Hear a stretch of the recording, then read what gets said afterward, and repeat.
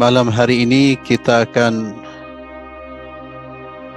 mengkaji bagian kecil dari kehidupan sahabat Rasulullah sallallahu alaihi wasallam yang bernama Ikrimah bin Abi Jahal. Dari namanya Ikrimah bin Abi Jahal, kita bisa menebak bahwa Ikrimah ini putra dari Abu Jahal. Dan saya kira semua orang Islam mengenal siapa Abu Jahal. Abu Jahal salah satu tokoh musyrikin. Kalau Ikrimah tokoh di antara tokoh-tokoh Islam, kalau ayahnya yang bernama Abu Jahal itu salah satu tokoh di antara tokoh-tokoh musyrikin. Dan Abu Jahal, ayah dari Ikrimah, merupakan orang yang paling benci dengan Rasulullah SAW dan selalu berupaya untuk membunuh Rasulullah SAW. Allah punya kehendak, Allah memberikan hidayah kepada putra dari tokoh pembenci Islam dan Rasulullah. Allah berikan hidayah kepada putranya yang bernama Ikrimah bin Abi Jahal. Abu Jahal ini merupakan nama panggilan. Dia bukan nama asli, karena nama aslinya adalah Amru. Abu Jahal nama aslinya Amru, wa kunyatuhu Abul Hakam. Nama panggilannya Abul Hakam. Tapi kemudian dipanggil oleh Nabi dan juga oleh kaum muslimin dengan panggilan Abu Jahal. Jahal itu kebodohan, Abun itu bapak. Karena dia termasuk orang yang menentang kebenaran, bahkan ingin melenyapkan dan menghilangkan kebenaran yang dibawa oleh Sayyidina Muhammad sallallahu alaihi wasallam. Waqad kana Ikrimah mithla abih. Putranya ini yang bernama Ikrimah radhiyallahu anhu ini dulunya seperti ayahnya. Syadidul adawa lil Islam, sangat-sangat membenci ajaran Islam, sangat-sangat membenci ajaran tauhid, membenci ajaran la ilaha illallah Muhammadar Rasulullah. Wa man thamma najidu ma'a bihi yawma Badr wa kharaja yawma Uhud. Bahkan Ikrimah itu selalu menyertai ayahnya dalam semua peperangan melawan kaum muslimin. Ikrimah ikut serta berperang untuk memerangi Rasulullah dan para pengikutnya. Bahkan di Yaum Uhud, pada perang Uhud, Ikrimah pun semakin besar semangatnya, kuat semangatnya untuk berperang agar bisa membalaskan dendam, agar bisa balas dendam karena kematian bapaknya pada saat perang Badar. Dan Ikrimah pun terus berperang untuk melawan Rasulullah sallallahu alaihi wasallam dan juga untuk memerangi agama Allah Subhanahu wa taala. Namun hadahullah, Allah memberikan hidayah. Allah memberikan sesuatu yang terbaik bagi Ikrimah, sesuatu yang paling mahal dan tidak bisa dinilai dengan dunia dan seisinya. Apa itu? Hidayah Allah Subhanahu wa taala. Kapan Ikrimah radhiyallahu tabaraka wa ta'ala memeluk agama Allah? Pada tahun 8 Hijriah, kaum muslimin menuju Mekkah untuk membebaskan kota Mekkah dari kekufuran. Mekkah ini tempat tinggal umat Islam yang kemudian ditinggalkan menuju Madinah karena diusir oleh orang-orang musyrik. Kaum muslimin ditindas, diperangi, dan diusir dari Mekkah. Mereka pun berhijrah ke kota Madinah. Kemudian setelah Islam atau umat Islam memperoleh kemenangan demi kemenangan, dan orang-orang yang memeluk Islam pun semakin banyak, maka singkat cerita pada tahun 8 Hijriah, kota Makkah pun berhasil ditaklukkan, yang dikenal dengan istilah Fathu Makkah, penaklukan kota Makkah. Dan Nabi SAW ketika menaklukkan kota Makkah, yang di dalamnya ada orang-orang yang telah mengusir, bahkan membunuh Nabi dan kerabatnya. Nabi SAW ketika memasuki dan menundukkan, menaklukkan kota Makkah yang di dalamnya ada musuh-musuh Islam, Nabi pun tidak melakukan balas dendam, tidak kemudian mengikrarkan untuk membumi hanguskan mereka, membunuh mereka, mengeksekusi mereka. Tidak. Nabi memaafkan mereka. Namun hanya ada 4 orang yang harus dieksekusi pada saat itu. Ini kebijakan Rasulullah. Adapun selain 4 orang, mereka diberi pemaafan, dimaafkan, sekalipun mereka selalu berupaya untuk membunuh Rasulullah dan berusaha untuk membumi hanguskan Rasulullah dan para sahabat-sahabatnya. Pada saat itu ada 4 orang yang diputuskan oleh Nabi agar dieksekusi.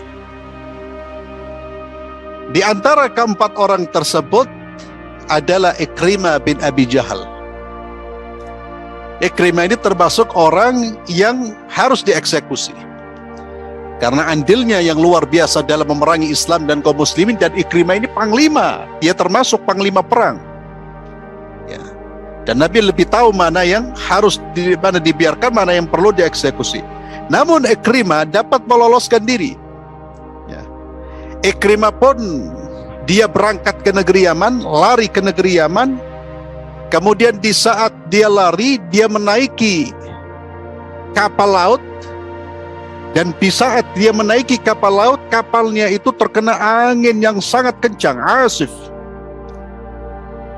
Orang-orang yang berada di kapal tersebut berkata, "Akhlisu, akhlisu. Ayo sekarang kita mohon kepada Tuhan. Mohon kepada Tuhan yang ada di langit, Pak. Fa inna alihatakum la tughni ankum syai'an hahuna." Karena sesungguhnya Tuhan-Tuhan kalian yang lain tidak akan memberikan manfaat apapun pada saat ini. Jadi orang-orang musyrik ini kalau dalam kondisi aman, mereka menuhankan banyak Tuhan. Namun ketika mereka terombang-ambing oleh ombak atau berada di dalam kesulitan, terjepit oleh masalah besar, mereka hanya berdoa kepada Allah Subhanahu wa taala. فَإِذَا رَكِبُوا فِي الْفُلْكِ دَعَوُا اللَّهَ مُخْلِصِينَ لَهُ الدِّينَ فَلَمَّا نَجَّاهُمْ إِلَى الْبَرِّ إِذَا هُمْ يُشْرِكُونَ. فَإِذَا رَكِبُوا فِي الْفُلْكِ, tatkala mereka menaiki kapal, دَعَوُا اللَّهَ مُخْلِصِينَ لَهُ الدِّينَ, mereka berdoa kepada Allah dengan tulus. Namun tatkala mereka terombang-ambing oleh ombak yang besar, mereka berada dalam kesulitan ya, mereka berdoa kepada Allah dengan tulus. Namun falamma najjahum ilal barri, ketika mereka diselamatkan dan mereka sampai ke daratan, kembali mereka berbuat syirik kepada Allah Subhanahu wa taala. Maka penghuni kapal ini mereka mengatakan, akhlisu, berdoalah hanya kepada Allah. Ikrimah pun berkata, la in anjani Allah min hadha la arji'anna ila Muhammad. Kalau seandainya saya diselamatkan oleh Tuhan pada saat ini, saya akan kembali kepada Muhammad dan saya akan meletakkan yadi fi yadihi, saya akan meletakkan tangannya di tangannya. Artinya saya akan menjabat tangan, akan menyalami beliau untuk mengikrarkan diri sebagai seorang muslim. Ya, itu nadarnya Muawiyah, janjinya Muawiyah. Dan benar, Allah Azza wa Jalla menyelamatkan mereka. Fasakanatir rih, ya, angin yang tadinya mengombang-ambingkan kapal mereka pun menjadi tenang. Faraja Ikrimah ila Makkah, Ikrimah pun kembali ke Makkah. Fa aslama wa hasuna islamuhu, ya, dia masuk Islam dan dia betul-betul menjalankan Islam dengan baik. Wa tuslim zaujatuhu Ummu Hakim, istrinya pun masuk Islam, yang dikenal dengan Ummu Hakim. Dan istrinya ini merupakan anak perempuan dari pamannya Harith bin Hisam. Ummu Hakim ketika masuk Islam, dia datang kepada Rasulullah SAW untuk memberikan jaminan keamanan kepada suaminya Ikrimah. Jadi sebelum Ikrimah datang kepada Nabi, istrinya dulu yang datang kepada Rasulullah dan meminta jaminan keamanan. Kenapa meminta jaminan keamanan? Karena Ikrimah termasuk orang yang dieksekusi, yang dihukum mati oleh Rasulullah SAW. Maka istrinya meminta Rasulullah untuk memberikan jaminan, jangan dieksekusi ya Rasulullah. Dan istrinya pun menjemput suaminya Ikrimah. Dijemputlah Ikrimah, kemudian didatangkan di hadapan Rasulullah SAW, dan Ikrimah pun memeluk agama Allah, menyatakan diri sebagai Muslim, dan Nabi SAW berbahagia dengan keislaman Ikrimah radhiyallahu tabaraka wa ta'ala. Maka pada ketika Ikrimah memeluk agama Allah, dia memeluk Islam, dia pun berjanji kepada Rasulullah SAW, "Wallahi la atruka maqaman kuntuhu li asadda bihi an sabilillah illa kuntu mithlahu fi sabilih, wa la atruku nafaqatan anfaqtuha li asadda biha an sabilillah illa anfaqtu mithlaha fi sabilillah." Kata Ikrimah bin Abi Jahal, "Ya Rasulullah," ketika dia mengikrarkan diri sebagai seorang Muslim, dia berkata, "Ya Rasulullah, demi Allah, tidaklah saya meninggalkan satu posisi, meninggalkan satu makam, yang mana saya berada di makam tersebut untuk memalingkan manusia dari jalan Allah, kecuali akan saya ganti dengan makam di mana saya akan mengajak manusia ke jalan Allah." Jadi dia berikrar untuk menggantikan kejahatan yang dia lakukan. Dia dulu memalingkan manusia dari jalan Allah, maka dia akan ganti dengan jihad dia untuk mengajak manusia ke jalan Allah dan memerangi musuh-musuh Allah Subhanahu wa ta'ala, sebagaimana dulu dia memerangi Rasulullah dan para sahabatnya. "Wala atruku nafaqatan anfaqtuha," dan ya Rasulullah, tidaklah aku meninggalkan nafkah yang aku infakkan, li asudda bihan fi sabilillah, yang aku infakkan, tidaklah dulu aku menginfakkan hartaku untuk memalingkan manusia dari jalan Allah, kecuali aku akan ganti di saat saya memeluk agama Allah. Akan aku ganti semua itu, saya infakkan hartaku untuk mengajak manusia di jalan Allah Subhanahu wa ta'ala. Ini janji, ikrar yang diucapkan oleh Ikrimah, wa wafa, dan beliau penuhi janjinya. Beliau penuhi janjinya. Beliau komitmen dengan janjinya sampai beliau dipanggil oleh Allah Azza wa Jalla sebagai syahid, orang yang mati di medan perang. Dan begitulah seorang mukmin ketika dia berjanji kepada Allah. Ketika dia berjanji kepada Allah, "Ya Allah, saya akan berbuat ini. Ya Allah, saya akan berbuat itu," maka dia tidak akan mengingkari janjinya.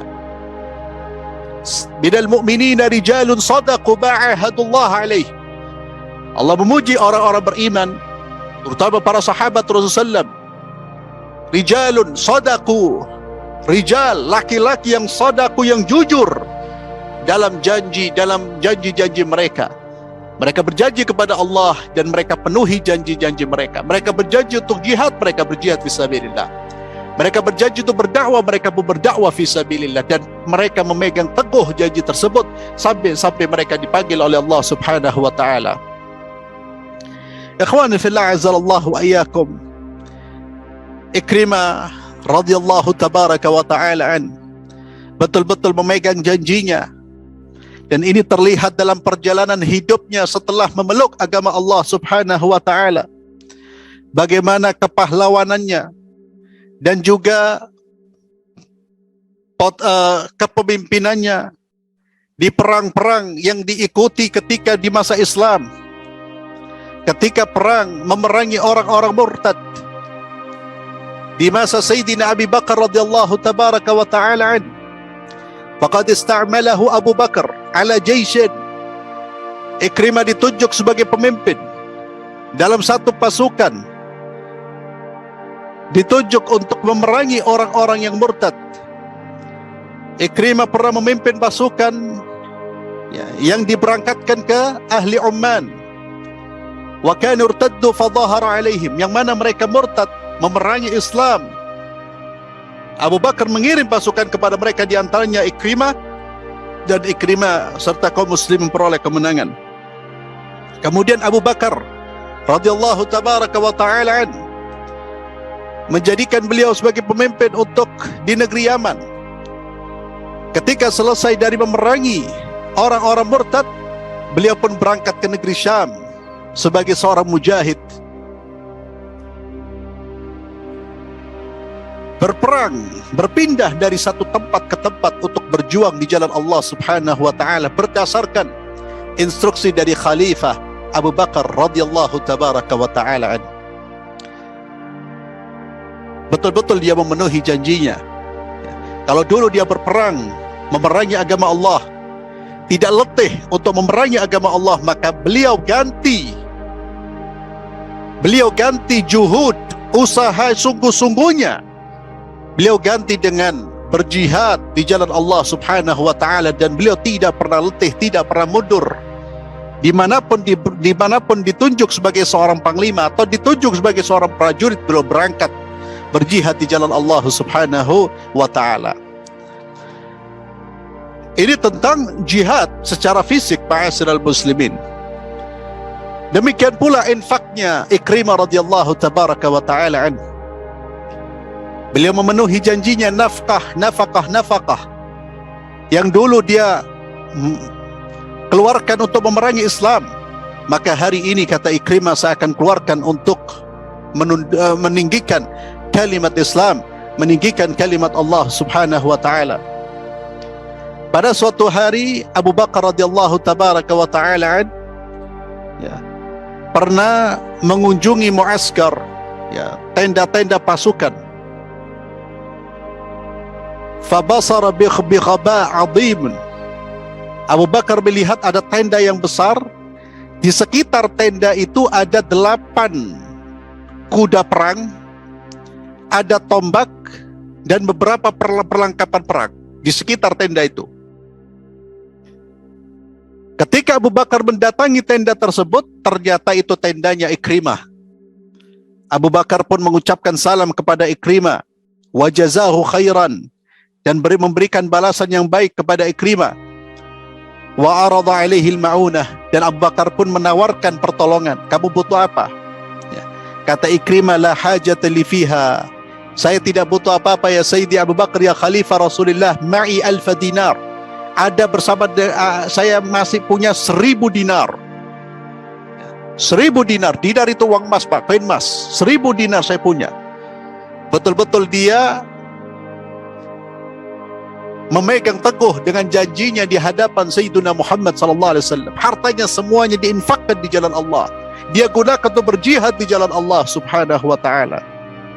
Fada'alahu bi khair, maka Abu Bakar pun mendoakan kebaikan untuk Ikrimah, dan Ikrimah pun pada saat itu berangkat ke negeri Syam dan menjemput syahid, menjemput kematian yang didamba-dambakan oleh setiap mukmin, yaitu kematian sebagai seorang syuhada. Ikhwani fillah azzalallahu ayyakum, jihadnya Ikrimah, infaknya Ikrimah di jalan Allah. Namun tidak berhenti di situ. Ikrimah juga dikenal sebagai orang yang sangat-sangat mencintai mushaf.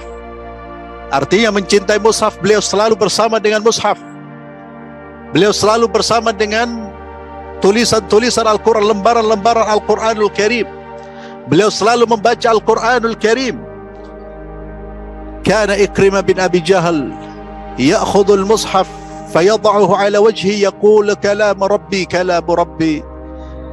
Ikrimah itu kalau dia pegang mushaf, dia letakkan di wajahnya sambil dia berkata kalam Rabbi, kalam Rabbi. Ini adalah firman Tuhanku, ini adalah firman Tuhanku. Tentunya Ikrimah ma'asyiral muslimin tidak berbasa-basi atau tidak mengkultuskan Al-Quran hanya dengan mengusap dan menyium sebagaimana yang dilakukan oleh sebagian dari kita. Kalau memegang Al-Quran, Masya Allah, dicium, diusap, lah sih, tidak ada masalah, bagus. Kalau niatnya untuk mentakdim, tidak ada masalah. Tapi yang bermasalah kalau hanya dicium saja, kemudian tidak dibaca dan diamalkan. Itu belum mengagungkan Al-Quran. Kita mengagungkan Al-Quran tatkala Al-Quran menjadi tuntunan kita, tatkala kita selalu menengok Al-Quran untuk memberi petunjuk kepada kita. Apa yang harus saya lakukan? Bagaimana saya melakukan? Kemana saya harus berangkat? Itulah cara kita mengagungkan Al-Quran. Bukan hanya sekadar dipegang, kemudian diusap-usap, kemudian dicium, setelah itu diletakkan, keluar menyelisih Al-Quran. Atau sekadar membuat ihtifal, perayaan-perayaan turunnya Al-Quran, berbicara seolah-olah mengagungkan Al-Quran, turun dari mimbar memerangi Al-Quran. Bukan itu sikap seorang mukmin. Mukmin itu keselarasan antara perkataan, hati, sikap, perbuatan, kebijakan. Dia cinta Al-Quran, maka dia buktikan. Berbeda dengan munafik. Munafik berbicara, berbusa-busa mengatakan cinta kepada Al-Quran, tapi prakteknya dia justru melawan hukum Al-Quran. Bahkan ketika ada orang-orang yang ingin melaksanakan Al-Quran, maka dilemparkan tuduhan-tuduhan oleh kaum munafikin, radikal, teroris, hati-hati. Namun itu sunnatullah, tidak perlu digubris ma'asyiral muslimin. Kembali kepada Al-Quran, ikuti Al-Quran, jalankan Al-Quran, tegakkan wajah kita di hadapan Allah sampai kita berjumpa dengan Allah Subhanahu wa ta'ala. Ikrimah bin Abi Jahal radhiyallahu anhu ahlul Quran, dan cintanya kepada Al-Quran sampai ketika menyentuh mushaf itu dicium, hadza kalamu Rabbi, hadza kalamu Rabbi. Ya, tentu yang saya pegang bukan Al-Quranul Karim. Ini kecintaan Ikrimah radhiyallahu anhu. Maka kita pun harus seperti itu ma'asyiral muslimin. Ya. Jangan hanya sekedar formalitas lah, ya, yang nampak-nampak kelihatan memuliakan, tapi prakteknya hatinya kosong dari Al-Quran. Quran dipajang, dibersihkan, kemudian tapi hatinya, ini yang penting. Ya, Quran itu kita ngisi sebagai bahan isi jiwa kita, sehingga kita menjadi Qurani, orang berjalan di atas tuntunan Al-Quranul Karim. Ikrimah radhiyallahu tabaraka wa ta'ala. Ikhwani fillah azzallahu ayyakum. Ikrimah selain dikenal dengan jihadnya, fisik, hartanya, cintanya kepada Al-Quran, juga dikenal sebagai seorang yang ithar. Ithar itu mendahulukan saudaranya padahal dia membutuhkan itu. Ini puncak dari kedermawanan. Kedermawanan itu bertingkat-tingkat ma'asyiral muslimin. Puncak dari kedermawanan adalah ketika kita mendahulukan kepentingan saudara kita daripada kepentingan kita. Kita memberi untuk saudara kita di saat kita butuh. Apa yang kita berikan kepada saudara kita itu ithar, itu puncak dari kedermawanan, dan itu dipraktekkan oleh Sayyidina Ikrimah radhiyallahu tabaraka ta'ala. Kita karena belum mampu kita sampai ke sini, Pak. Kita alhamdulillah mungkin infak sedekah, tapi ithar mungkin belum. Namun kita berupaya ke situ. Berusahalah, ya, berusaha. Walaupun belum, kita berupaya. Minimal jangan bakhil. Ya, minimal jangan bakhil. Apa bakhil itu? Pelit. Ya, pelit. Ikrimah radhiyallahu tabaraka wa ta'ala memiliki jiwa ithar, mendahulukan kepentingan saudaranya dibandingkan kepentingan yang dia sendiri. Diriwayatkan oleh Habib bin Abi Thabit, Al-Harith bin Hisham wa Ikrimah bin Abi Jahl wa Ayyash bin Abi Rabi'ah. Ya, jadi ada 3 orang, Harith bin Hisham, Ikrimah bin Abi Jahl, Ayyash bin Abi Rabi'ah. Mereka ketiga-tiganya terluka di perang Yarmuk. Ini perang di mana Ikrimah radhiyallahu tabaraka wa ta'ala meninggalkan dunia, beralih ke alam barzakh sebagai seorang syuhada. Mereka bertiga dalam kondisi terluka. Harith bin Hisham, Ikrimah bin Abi Jahl, wa Ayyash bin Abi Rabi'ah. Jarahu yawm al-Yarmuk, fada'a al-Harith bin Hisham bima liyashrabahu. Allahu Akbar. Lihat 3 manusia ini, Pak. Sebelum mereka meninggalkan dunia, mereka melakukan satu perbuatan yang luar biasa. Sebelum ketiga-tiganya dipanggil oleh Allah, Harith bin Hisham ketika terluka parah, dia meminta air minum. Fanadhara ilaihi Ikrimah. Kemudian dia melihat Ikrimah melihatnya. Harith mengetahui bahwa Ikrimah pun membutuhkan air. Faqala al-Harith idfa'uh ila Ikrimah. Kamu berikan Ikrimah dulu. Kamu berikan kepada Ikrimah dulu. Falamma akhadahu Ikrimah, tatkala Ikrimah sudah mengambil air, nadhara ilaihi Ayyash. Ayyash bin Abi Rabi'ah melihat Ikrimah. Ikrimah melihat Ayyash butuhkan air, maka Ikrimah tidak jadi meminum. Ikrimah mengatakan idfa'uhu ila Ayyash. Kamu berikan dulu kepada Ayyash. Fama wasala ila Ayyash wala ila ahad minhum hatta matu jami'an wa madhaquh. Ketika air tersebut dibawa kepada Ayyash, ternyata Ayyash wafat. Ketika dikembalikan kepada Ikrimah, Ikrimah pun sudah wafat. Ketika dikembalikan kepada Hisham, Al-Harith bin Hisham, Harith bin Hisham pun sudah wafat. Tiga-tiganya tidak meminum air tersebut. Allahu Akbar. Ini hasil dari pendidikan Muhammad sallallahu alaihi wasallam.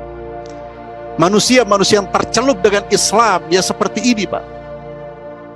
Kita mungkin ya KTP kita Islam, tapi Islam belum tercelup di dalam diri kita, sehingga terkadang egoisme lebih tinggi.